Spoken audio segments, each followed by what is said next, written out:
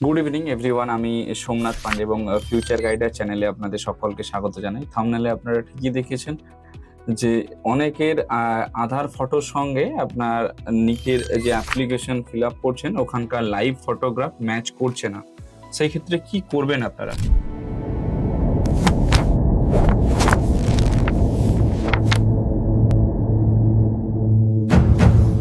সবার শুরুতেই দেখুন, যদি দেখি যে আপনাদের এইরকম একটা ইন্টারফেস আসবে, the photo capture does not match the photo available in your Aadhaar record. মানে আপনার আধার রেকর্ডে যে ফটোটা দেওয়া রয়েছে সেই ফটোটার সঙ্গে এখন যে ফটোটা আপনারা মানে তো করছেন, ক্যাপচার করছেন, সেটার সঙ্গে ম্যাচ করছে না কোনো রকম ভাবে। তাহলে সেই ক্ষেত্রে কি করা যেতে পারে?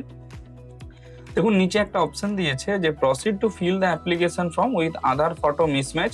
Due to photo mismatch you will have to upload photo verification documents after fee payment within 15 days of application form closure. তো অ্যাপ্লিকেশন ফর্ম ক্লোজিং এর যে লাস্ট ডেট রয়েছে মার্চ মাসের 8 তারিখ, তার বা আগেই আপনাকে কিন্তু এই যে ডকুমেন্টসটা আপলোড করতে বলেছে, অর্থাৎ ফটো ভেরিফিকেশন ডকুমেন্ট, সেটা আপনাকে আপলোড করতে হবে এবং এই অপশানে ক্লিক করে আপনাকে ফর্মটা ফিল আপ করতে হবে। দিয়ে ফি পেমেন্ট করলেন, করার পরে দেখবেন আপনার এই রকম একটা ইন্টারফেস আসবে। এখানে দেখুন, এই যে লেখা রয়েছে প্রিন্ট ফটো ভেরিফিকেশন সার্টিফিকেট, এইটা আপনারা হচ্ছে যে প্রিন্ট আউট করে নেবেন। প্রিন্ট আউট করার পর দেখবেন এইরকম একটা ফর্ম আপনাদের আসবে। এইখানে যেমন আপনার ছবি রয়েছে থাকলো, তার পাশাপাশি আপনাকে একটা পাসপোর্ট সাইজ ফটো এখানে হচ্ছে আঠা দিয়ে আপনি লাগিয়ে দিলেন। দেওয়ার পর আপনার নিজের নাম, আপনি আপনার বাবার নাম, তার পাশাপাশি কোন স্কুল থেকে পড়েছেন, কোথায় থাকেন কি না থাকেন, সমস্ত জিনিসগুলো ফিল আপ করবেন। করার পর আপনার এই যে ফটোর ওপরে, মানে যেখানটা এই যে ফটোটা আপনি লাগালেন এর ওপরে ঠিক কোনাকুনি ভাবে এরকম ভাবে সিগনেচার করাতে হবে। সেটা হয় এগ্রিগেটেড অফিসার হোক বা আপনার প্রিন্সিপাল হোক বা স্কুলের হেডমাস্টার হোক।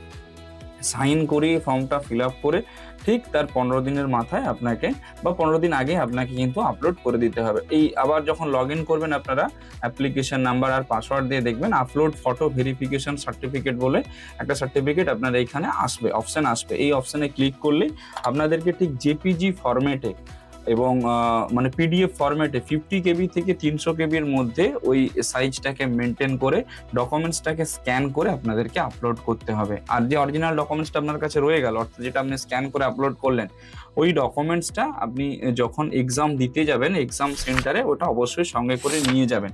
কারণ ওখানে যখন ভেরিফিকেশন হবে, বায়োমেট্রিক ভেরিফিকেশন, তখন ওই ডকুমেন্টসটা আপনাদেরকে দেখাতে হবে। দেখালে তবেই কিন্তু আপনারা মুভমেন্ট করতে পারবেন, না হলে কিন্তু কোনোরকমভাবে পরীক্ষা দিতেই পারবেন না। এছাড়াও আরো অনেক রকমের ডকুমেন্টসে চেঞ্জেস নিয়ে এসেছে এনটিএ থেকে। তো যারা যারা নিজেরা করে নিতে পারছেন ওয়েল অ্যান্ড গুড। যারা চাইছেন যে একটা এক্সপার্ট কাউন্সিলরের প্রয়োজন, তারা আমাদের সঙ্গে কনসাল্ট করতে পারেন। আমরা রয়েছি সব রকম দিক থেকে আপনাদের হেল্প এবং গাইডেন্স প্রোভাইড করার জন্য। Thank you.